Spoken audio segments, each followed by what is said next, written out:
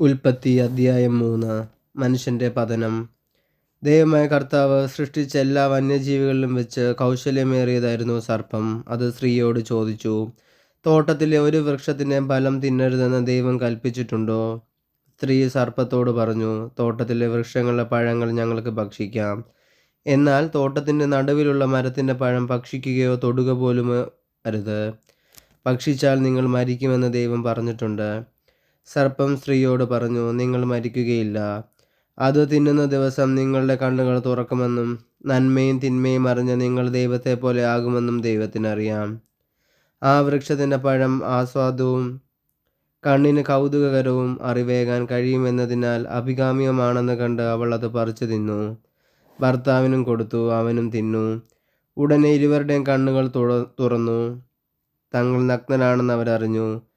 അത്തിയിലകൾ കൂട്ടിത്തുന്നി അവർ അരക്കച്ച ഉണ്ടാക്കി.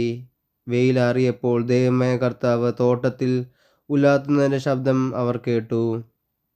പുരുഷനും ഭാര്യയും അവിടുത്തെ മുമ്പിൽ നിന്ന് മാറി തോട്ടത്തിലെ മരങ്ങൾക്കിടയിൽ ഒളിച്ചു. അവിടുന്ന് പുരുഷനെ വിളിച്ച് ചോദിച്ചു, നീ എവിടെയാണ്? അവൻ മറുപടി പറഞ്ഞു, തോട്ടത്തിൽ അവിടുത്തെ ശബ്ദം ഞാൻ കേട്ടു. ഞാൻ നഗ്നനായതുകൊണ്ട് ഭയന്നൊളിച്ചതാണ്. അവിടുന്ന് ചോദിച്ചു, നീ നഗ്നനാണെന്ന് നിന്നോട് ആര് പറഞ്ഞു?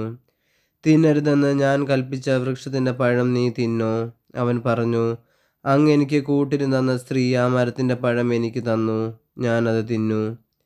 ദൈവമായ കർത്താവ് സ്ത്രീയോട് ചോദിച്ചു, നീ എന്താണ് ഈ ചെയ്തത്? അവൾ പറഞ്ഞു, സർപ്പം എന്നെ വഞ്ചിച്ചു, ഞാൻ പഴം തിന്നു. ശിക്ഷയും വാഗ്ദാനവും.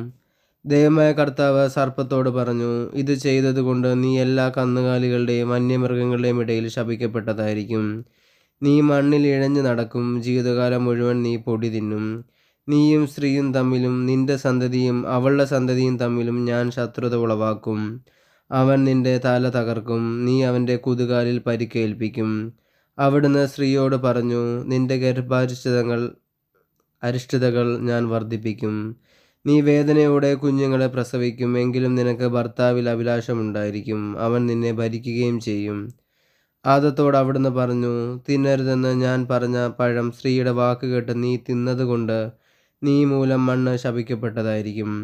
ആയുഷ്കാലം മുഴുവൻ കഠിനാധ്വാനം കൊണ്ട് നീ അതിൽ നിന്ന് കാലയാപനം ചെയ്യും. അത് മുള്ളും മുൾച്ചെടികളും നിനക്കായി മുളപ്പിക്കും. വയലിലെ സസ്യങ്ങൾ നീ ഭക്ഷിക്കും. മണ്ണിൽ നിന്നെടുക്കപ്പെട്ട നീ മണ്ണിനോട് ചേരുന്നത് വരെ നെറ്റിയിലെ വിയർപ്പ് കൊണ്ട് ഭക്ഷണം സമ്പാദിക്കും. നീ പൊടിയാണ്, പൊടിയിലേക്ക് തന്നെ നീ മടങ്ങും. ആദം ഭാര്യയെ ഹൗവ എന്ന് വിളിച്ചു, കാരണം അവൾ ജീവനുള്ളവരുടെ എല്ലാം മാതാവാണ്.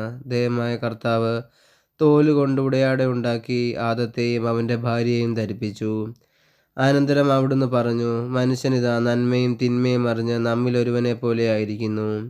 ഇനി അവനെ കൈ നീട്ടി ജീവൻ്റെ വൃക്ഷത്തിൽ നിന്നുകൂടി പറിച്ചു നിന്ന് അമർത്യനാകാൻ ഇടയാക്കരുത്. കർത്താവ് അവരെ ഏദൻ തോട്ടത്തിൽ നിന്ന് പുറത്താക്കി. മണ്ണിൽ നിന്നെടുത്ത മനുഷ്യനെ മണ്ണിനോട് മല്ലിടാൻ വിട്ടു. മനുഷ്യനെ പുറത്താക്കിയ ശേഷം ജീവൻ്റെ വൃക്ഷത്തിലേക്കുള്ള വഴി കാക്കാൻ ഏദൻ തോട്ടത്തിന് കിഴക്ക് അവിടുന്ന് കെരൂബുകളെ കാവൽ നിർത്തി. എല്ലാ വശത്തേക്കും കറങ്ങുന്നതും തീ ജ്വലിക്കുന്നതുമായ ഒരു വാളും അവിടുന്ന് സ്ഥാപിച്ചു.